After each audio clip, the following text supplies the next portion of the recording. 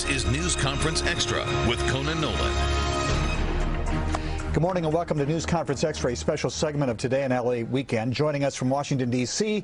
is Chuck Todd, host of Meet the Press, the longest-running television program in television history. Airs every Sunday morning at 8 o'clock. So, not much good news to report here.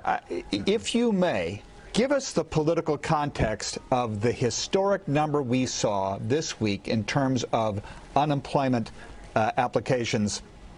The fact is that we are in a territory that this generation has never seen before and may not have studied much in high school, and that is the 1929 Depression.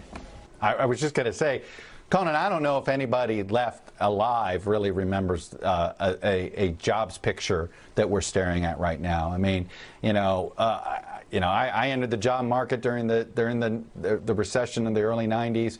That was nothing. The Great Recession was rough. And right now we're staring at an unemployment rate on a monthly basis even worse than that. So this is unlike anything we've ever seen, but it's also different because it's a global squeeze, right? It's a global shutdown. But I will say this, what I think folks don't truly comprehend yet, and I think even Washington didn't fully comprehend this, is that everything they've done so far was to get us through the first 6 to 8 weeks, and this is where we are. Imagine how worse we'd be if you hadn't injected $6 trillion into the system. The point is, this is how bad it is with $6 trillion in essentially rescue money available to us. It tells you that this round didn't fully work. They need to reimagine what the rescue looks like going forward, because what this was intended to do, it hasn't really done it, which was prevent these large-scale job losses. Is there any foundation to the economic theory, though, that if the government continues to print more money and spends another $1 or $2 trillion in stimulus and bailout to the 50 states, that you could trigger an even greater economic crisis? Look, there's concern on that. The only piece of good news that I've heard from an economist on this point is this: well, if everybody's printing money, then that's okay. It would be worse if we were the only ones printing money, but right now central banks everywhere are just in some ways injecting, essentially ejecting money into their economies. If it's temporary, it's withstandable. I was just having an interesting conversation with an economist on this a couple hours ago on MSNBC, and their argument was, well, obviously, yeah, it could lead to both deflation and inflation depending on where you are, and it could impact you in different ways. But I do think if the whole world is doing it, it could minimize that concern.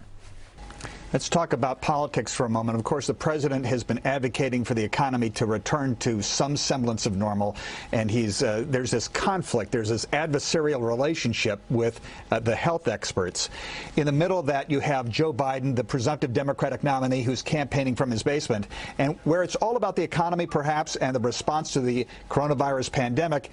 You also have the Me Too element. We talked about this a week ago. Has anything changed with the Tara Reade story now that we're hearing that the San Luis Obispo Tribune has on record a statement from her ex-husband, that is Tara Reade's ex-husband, saying that, yeah, back in the early 90s, she was talking about sexual harassment at Senator Biden's office? So I think that Biden's problem right now is the only time his name gets mentioned is in connection with Tara Reade, right? That's not a good place to be. That was basically, if you examine his news cycle for this week, that's what it would look like. And yet it doesn't look like there's just going to feel like there's ever resolution to this story, right? It is, I think, going to be hard to prove that it's true, and it's going to be hard to prove that it's not true. I do think how big of a problem it is depends on how big the paper trail is. I think what they found in San Luis Obispo is sort of an incremental thing. I think if they find the actual harassment complaint, I think that really ups it in importance with Biden.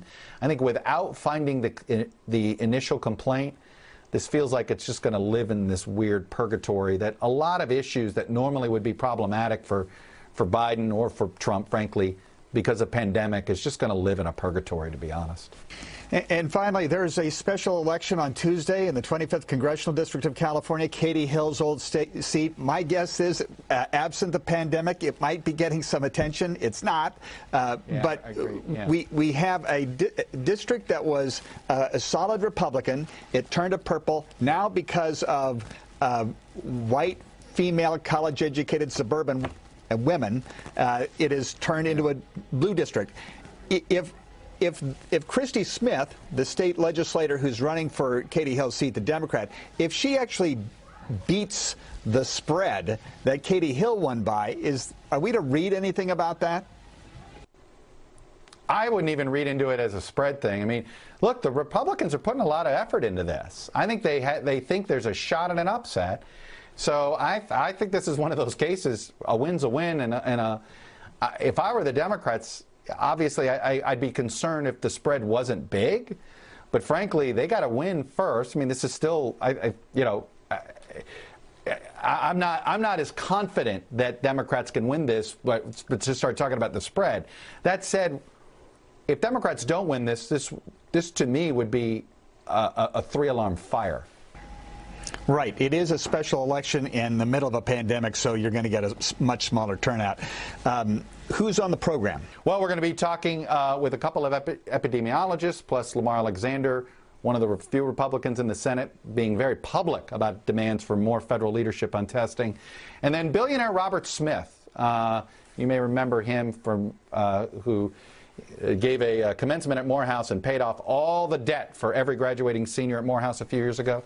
Well, we're going to speak to him about the inequality, income inequality and health inequality that we've seen show itself up in this pandemic. He's got some interesting thoughts on how to rebuild that economy going forward. That looks very interesting. Chuck Todd, host of Meet the Press, thank you very much for joining us, and stay safe. You too. NBC4's news conference follows Meet the Press at 9 o'clock. We'll be talking with State Senator Holly Mitchell, the chair of the Budget Committee in Sacramento, over the $54 billion budget shortfall that we have seen this past week. Plus, the business community is telling the legislature and the governor, stop being anti-business. You need to start giving businesses a break. That is, freezing the minimum wage hikes, for example, and repealing or freezing legislation that deals with regulation. That's news conference at 9 o'clock following Meet the Press. We'll see you then.